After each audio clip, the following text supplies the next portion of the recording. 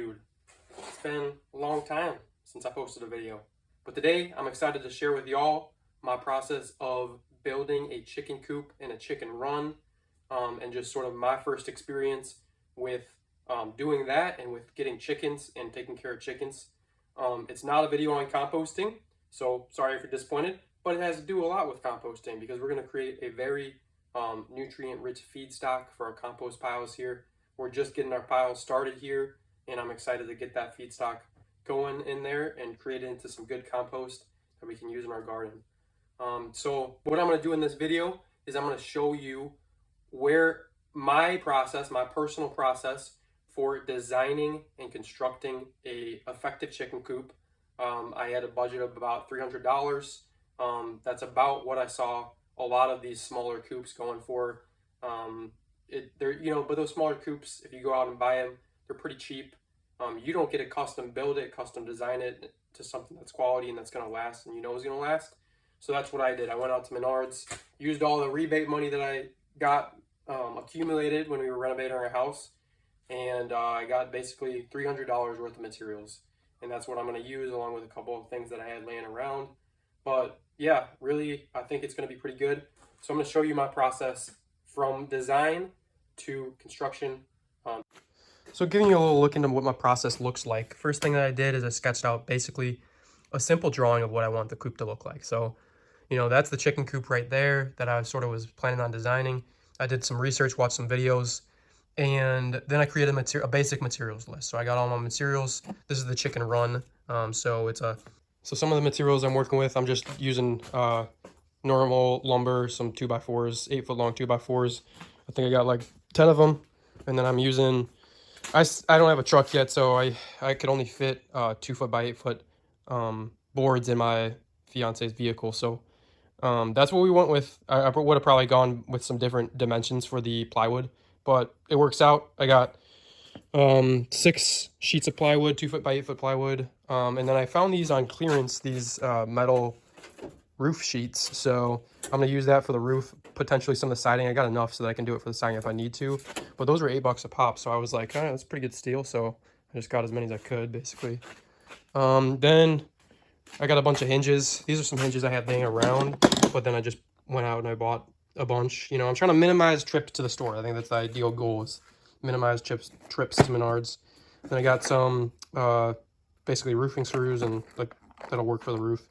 And then I was in need of some smaller ones, but I got plenty of other screws that I have laying around. So, and then this is going to be I'm going to attach some poles to the framing that I already have existing out there so that I can attach some chicken wire to the poles. And so you'll see all of that stuff. And then I got a tarp for the roof, some rope to tie down the tarp. And then I got 150 feet of 4-foot long chicken wire that's 1 inch, got 1 inch openings. Pretty basic. And then I had some scrap wood. I actually kind of took this off my deck. My deck is kind of falling apart here in the place we moved in, so I wanted the 4x4s because I'm going to use that for the base. So that's some reused material there. And so after I got a pretty good idea of, or after I just did the basic sketch, went and I got all that material from Menards. What I did is I did some more in-depth plans with dimensions. So that just makes it real easy to go ahead and cut all your lumber. Everything's going to be pretty decent. I mean, of course, you're going to run into a few snags when you're constructing it, but it's going to make it a lot easier than if you're sort of going from a blank slate with no real plan, and then you go to construct it, and then you're taking time and you're sort of trying to scratch things down on a piece of paper when you're constructing it. It works a lot better if you just really prepare well, watch a lot of videos, and make a plan set. And I can share these plans that I've made with anybody who's interested. Just comment or whatever, message me.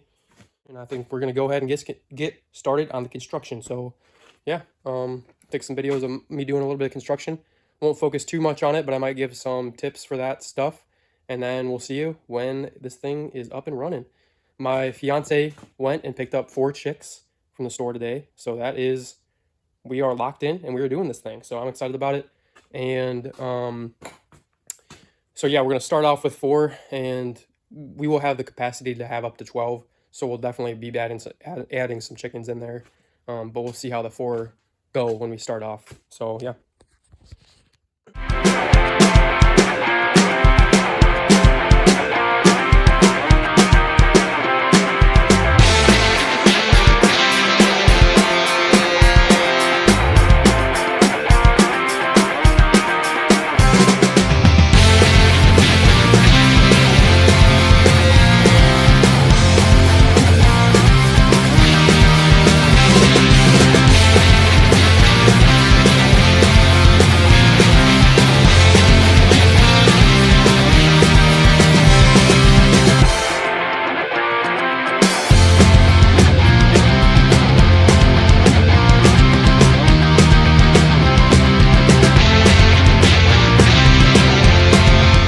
So I just want to show a couple details of the construction process here. But what we did is we just put a little bit of, well, first of all, we just put these sort of guides on here, just the 2x4s, these guides right here. Then we put in some chicken wire, and I had some trim laying around again from the renovation. You know, I just save a bunch of scrap wood because I'm a hoarder, but it kind of comes in handy because you can do stuff like this. So yeah, we just put the chicken wire to keep out predators or anything like that, and just give it a base there, and then put on the trim so that the tray could slide. And then we built this tray.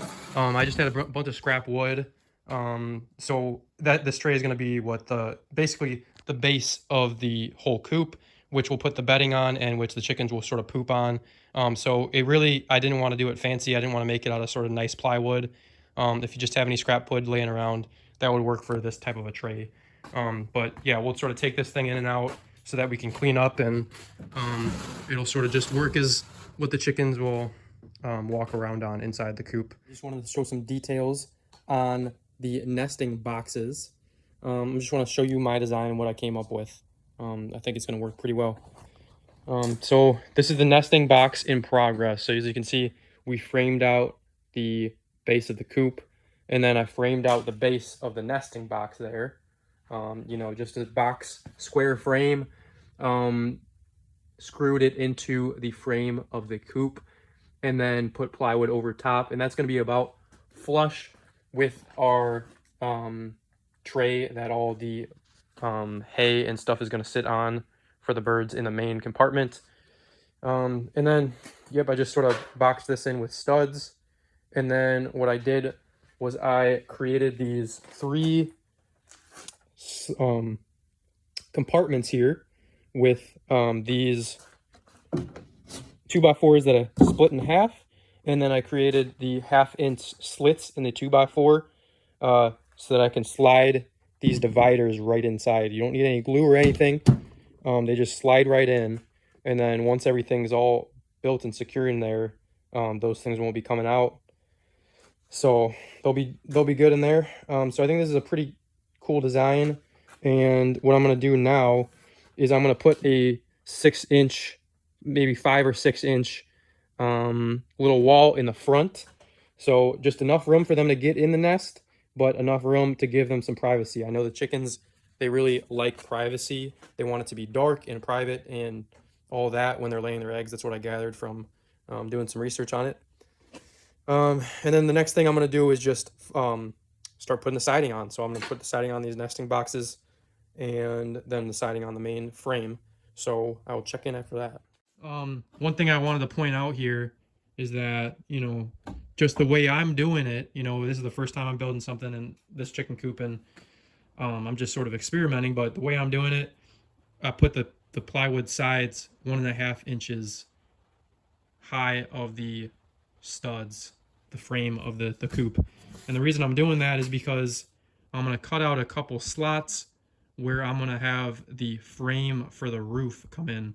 So, you know, over here, I'm going to cut out, you know, wherever a stud is going to come in.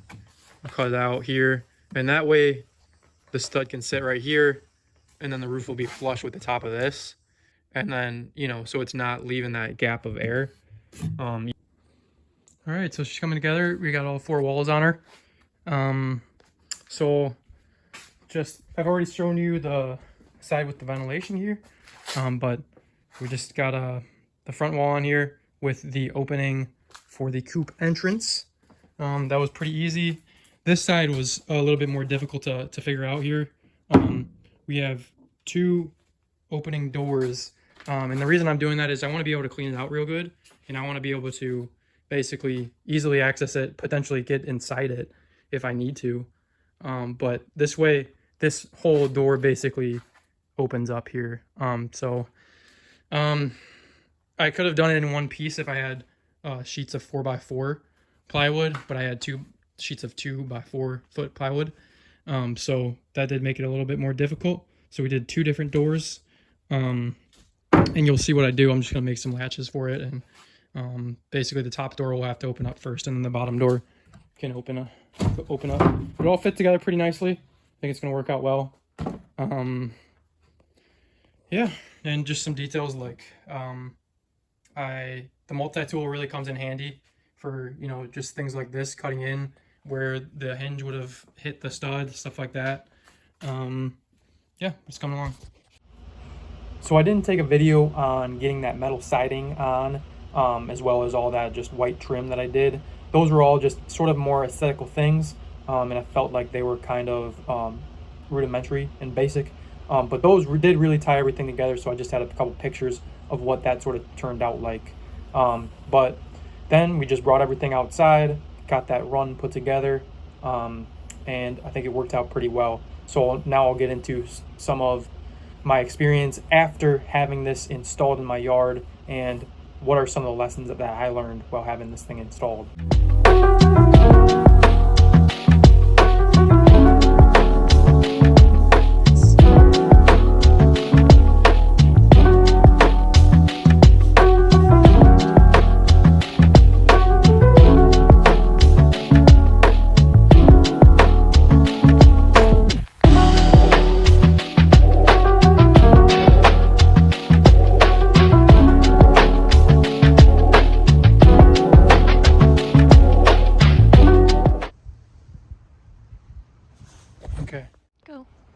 Okay, so we got our final product here. It's been about 3 months since we finished, and I sort of procrastinated filming this final video. So the good thing is that y'all have 3 months of experience to tell y'all about and how this has worked out. So we have 8 chickens, and we got them all in here, and they've been loving this coop. We've already gotten rid of 2 roosters because they started to crow, and we're not allowed to have roosters around here. So we're down to 6 hens. And we are expecting to get some eggs here pretty soon. So this is the finished product of the chicken coop. One thing that I had problems with is I didn't make this overhang large enough, so it was sort of leaking down into some of the nesting boxes. Probably not a big issue. They probably would have been fine, but I had this gutter laying around, so I just tacked this on, and it's been working good, just drawing the water away. So that's one thing. Second, I put this on. Unfortunately, y'all won't get to see what it looks like with the 3 nice windows on this side here. But I just put it on just for the winter, just to keep the heat in there. There's plenty of ventilation with this on, but there was actually too much ventilation with the 3 open windows here. So I just tacked this on for the winter. But I got all this on clearance at Menards. I think it was like $8 a sheet for these 4x4 sheets of sheet metal. And it looks good, or it has worked well in both creating a nice exterior that's hardy for the weather that we have, as well as I think it just looks good, you know. I just used a bunch of scrap wood to make all the trim and everything. And then we have our nesting boxes over here. They haven't been used. We've closed them up until today because we're expecting eggs pretty soon. But we have 4 nice nesting boxes with this latch here, and then this thing that holds the door open so we can just collect eggs when we get them. We opted to use just shredded cardboard and shredded paper because we found that was a good option for them and something that they liked. But I guess the time will tell, and we'll learn more as we go. Something that we've really liked is this wide open door. It's allowed us to get in here and do all the cleaning that we want to do, and access all of that really well. So I can take this whole tray out, and then I put all this hay and organic material that we have on the bottom, and I couldn't put it all straight in the compost pile that we have going here. So just real quick, the compost dude, so I gotta show you the compost pile. we have a hot compost pile going with all of the fall waste. You probably can't see on the camera, but this rod I put in here just to see how we're doing and to assess the conditions. Just the first thing I noticed when I take this rod out is that it's moist, and that's a good thing, and it's hot to the touch. So it's real warm in there because of all the microbes. And again, I'm layering all of our chicken scrap and all of our bedding material, as well as all of our yard waste, our grass clippings, and our food waste, all in there, creating a hot pile. By next spring, that'll be great compost, and we'll sift it out and we'll be able to use that in our garden. So just looking back in here, a couple of other things. We have our retractable or removable roosting bars here that we created, so we can take these out. And it's been nice that can be removed. It's been nice just because once we remove that, we can easily clean under it and all that. And that's where we've found mainly the poop stacks up right under where they're roosting at night. So that's been a nice factor. And then we just have a temperature gauge up here because it does get pretty cold in Wisconsin here. So we'll be able to just kind of peek in here, see the temperature, see how we're doing. And one thing, we did wood chips all this summer. We did wood chips as the bedding here, and it works great. Again, every once in a while we took them all out, but we really just the whole summer left wood chips in there and didn't really have to mess with it too much, just kind of spot cleaned all the poop. And now for the fall, we have all those leaves from the yard, so we're sort of putting all of that in here to sort of create a thermal insulation for the winter, so that they stay a little bit warmer. And then this again just kind of can go back up like that. And that works pretty well. Yeah, and then if we just want to leave the bottom and come and just check on the chickens or do whatever, we can just take this out. So we have a way just to access temporarily. So that's been pretty nice. So overall, I think the design has worked out pretty well. So what we did for the run here is we used the frame of just a temporary shed. So they had like a shed that they could, just a storage shed, just something cheap that you would get at Costco or like Walmart or something. But we were able to just put chicken wire all around it and then a tarp on top, and it's worked good to keep it dry enough for them and give them space. You know, in the winter, we're not always going to want to be letting them out. We do let them out in the yard a lot, but we're not always going to be wanting to let them out. So they have plenty of space to roam around here for only 6 of them in there. And then we just used some garden trellis to create more of a wall here, and I did frame out a little bit of a wall so that we have a nice door that we can come in and access and do clean and feed them and all that. And we just made like a sort of stuff for them to sort of play around on and all that. It's sort of a palace, but we want our chickens to live good here. And you can see this has worked out pretty well. We've gone through different iterations of this. I think the food started out sort of on the floor, but they were knocking it over. And here, even with this setup, they sort of knock it over sometimes. So we put this, you can see how much they've knocked into this bowl here. It's been kind of nice to catch all that, and we just put it right back in there. And then the waters we also have up off the ground so they can't knock it over. And we clean it out, and we probably clean it out once every couple days. So that's worked out pretty well. So one thing that you're gonna want in most places, I would say, is like there's gonna be predators like foxes. We've seen foxes around here. Unfortunately, they were sort of in the area and we could see them around and they saw our chickens. But we can take comfort in the fact that we buried chicken wire a little bit, probably a foot off, and then we just put some stone around, just sort of a temporary solution that we came up with, and I think it's worked pretty well, and we can sort of take comfort that they're going to be safe in here. So thanks for watching the video. I hope that you learned a little bit from my process of building the chicken coop and the run, and my philosophy of just, you know, raising your own stuff and sort of creating a circular system and being able to take all the scraps from the chickens, put it right in the compost, and have that be able to feed your garden and create some nice nutrition for the garden with the compost that it produces. So this is the Compost Dude. I hope you enjoyed the video. Please like and subscribe.